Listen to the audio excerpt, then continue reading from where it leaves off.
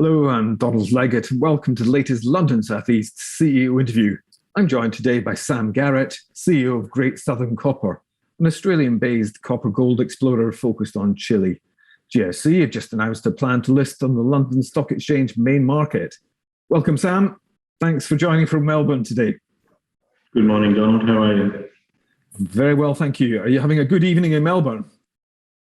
It's raining. Cats and dogs.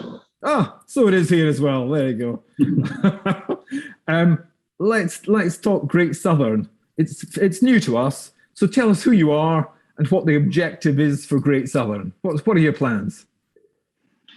Yes, Great Southern is born out of an Australian private mineral exploration company called Pacific Trends Resources, which itself was a startup in 2013. Which was when mining industry itself was pretty much in the doldrums, and we took advantage of that with a view that with the cyclical nature, things will always turn around in this business, and we were pretty much set on targeting copper, base metals and gold. So we scoured the planet looking for suitable projects. Chile, obviously being the epicentre of copper mining, was our destination of choice for copper. So we first went over there in about 2016, looking for what we thought were suitable projects. And between that time and now, we've selected two projects and have been working them both up to this point, to the point of an IPO event. Okay, and why copper? Do you see exponential demand for copper? That's what I hear a lot. What's your view on it? Well, that is everyone's view, but it's not my expertise to predict that. I don't think even if copper demand stayed where it is, I think there'd still be in general, we see drops in production, we see increasing production costs, we see mining closures, and we don't see new discoveries, filling the gap. So even if demand stayed the same, I think there would still be an increasing need for copper. However, with the trend towards green energy, it does appear that with copper being the low-cost substitute, there will be an increasing need for or demand for copper into the future. Okay, your exploration focus is Chile, which is the good news and the bad news, really, because it's the world's largest copper producer. But all the tier one mines are there. All the major miners are there. So, you need a different strategy. What is different about you, and how are you going to operate?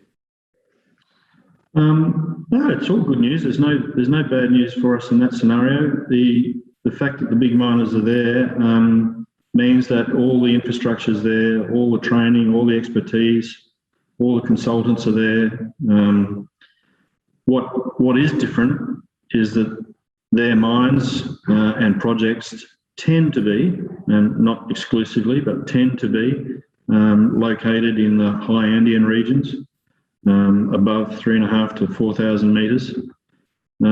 Whereas we've specifically targeted our projects to be in the coastal Cordillera range, which is a belt of, or a metallogenic belt that extends from Central Chile north into Peru.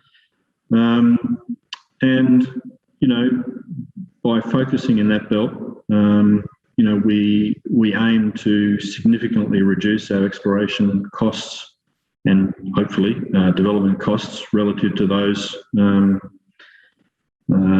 required in the Andean belt.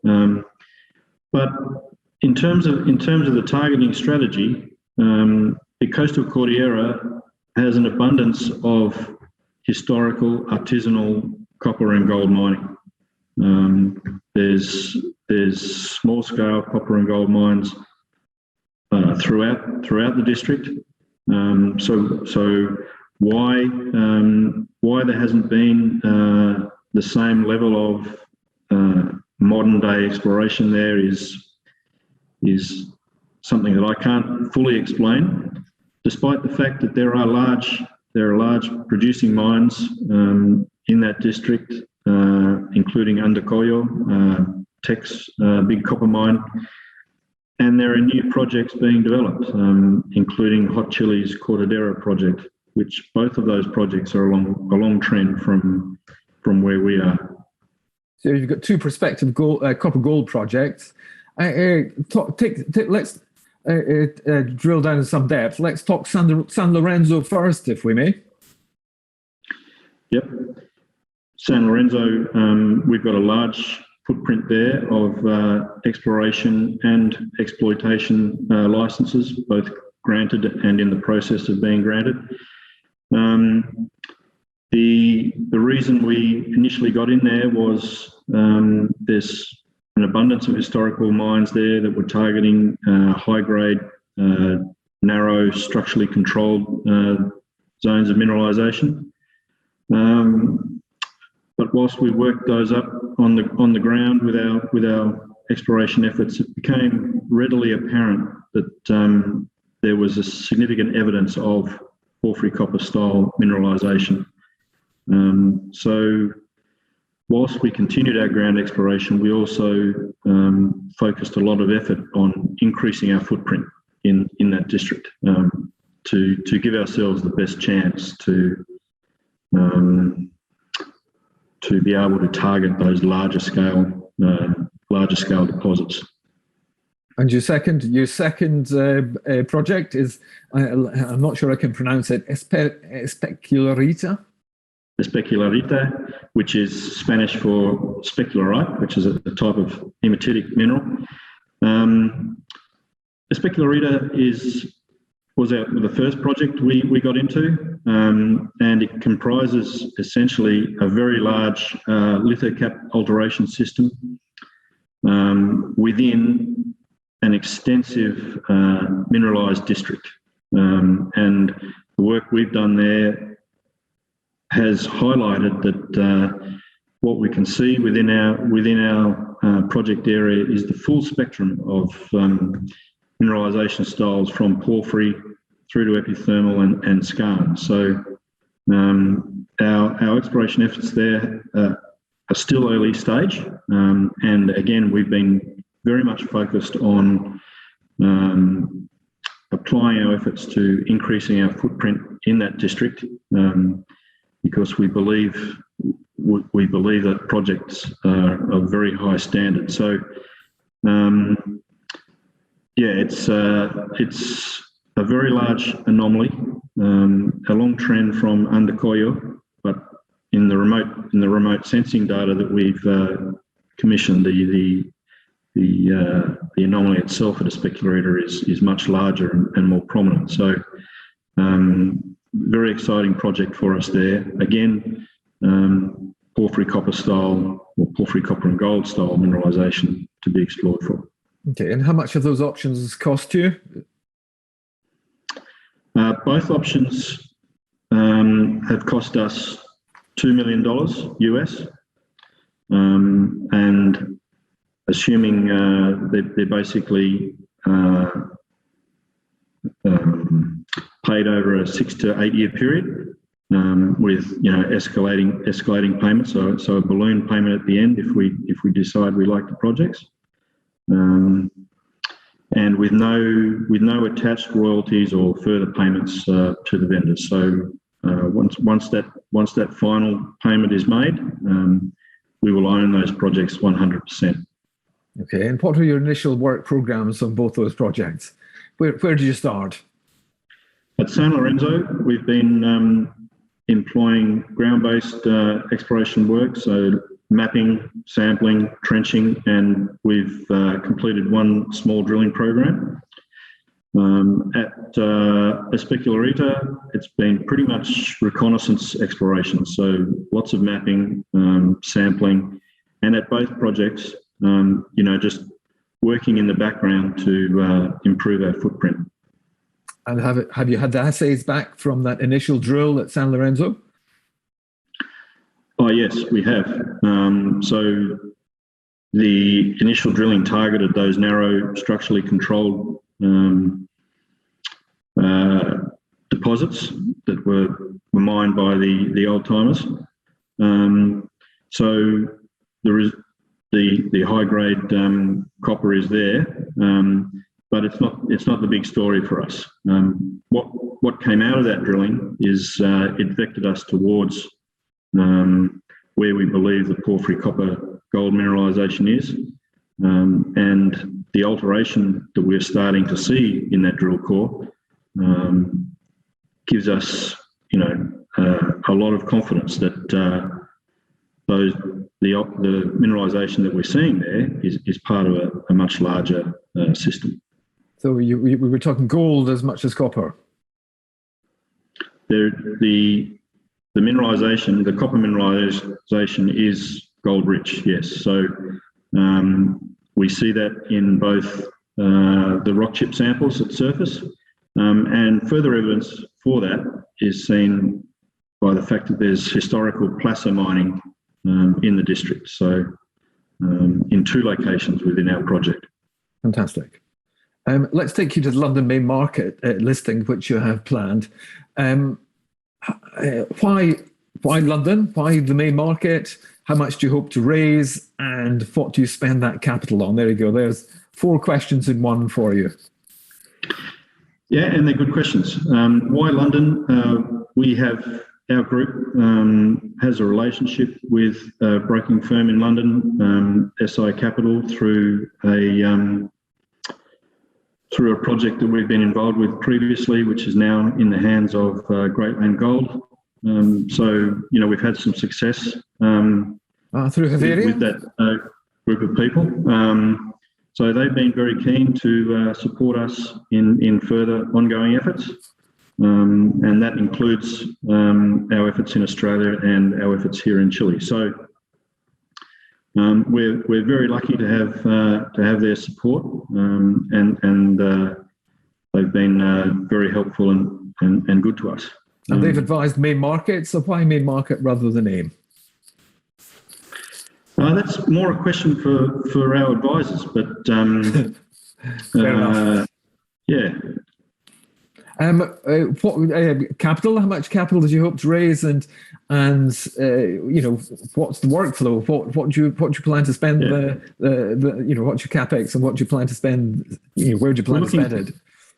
We're looking to raise £3.5 million, and that will get us to our first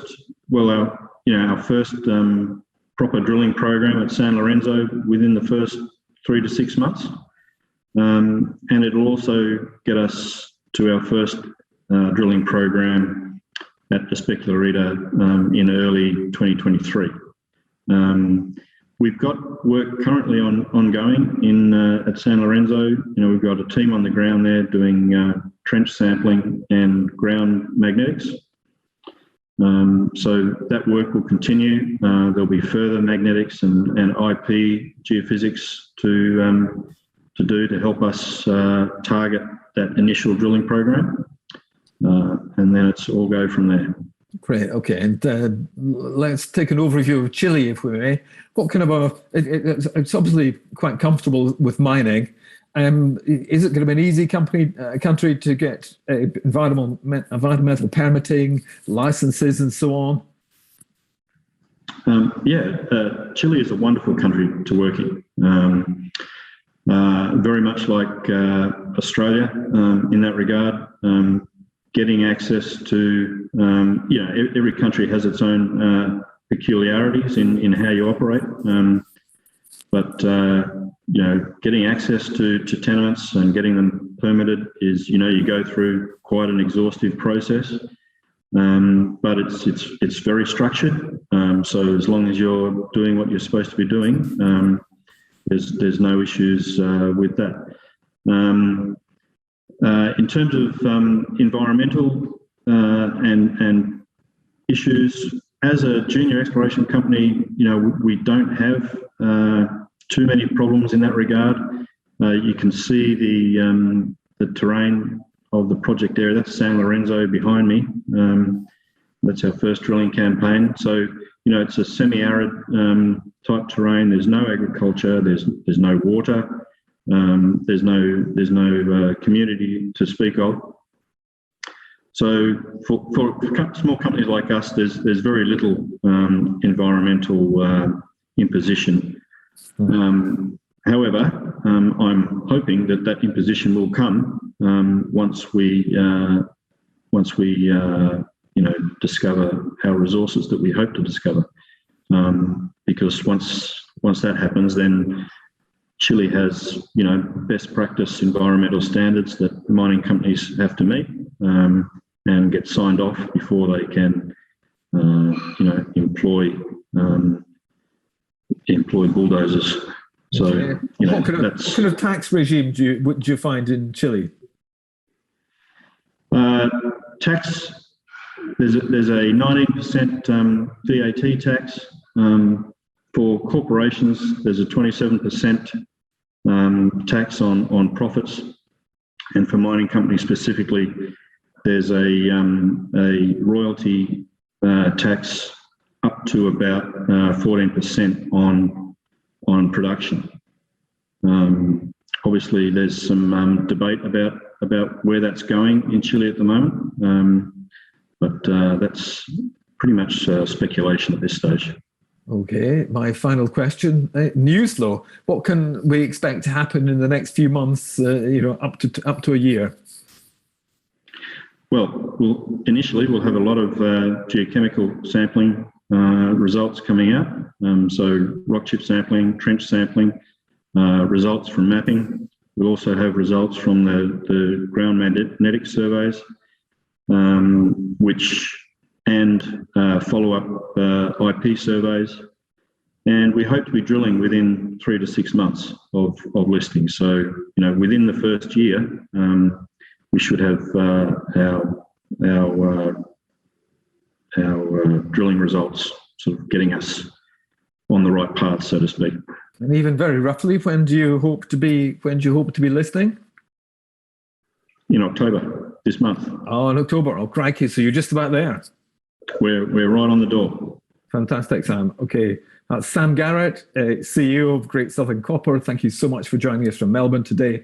That was really interesting. So that's one to watch out for. For more interviews like this one, please subscribe to the London South East YouTube channel. Follow us on Twitter at London South East. And as ever, thanks for watching. And do stay safe.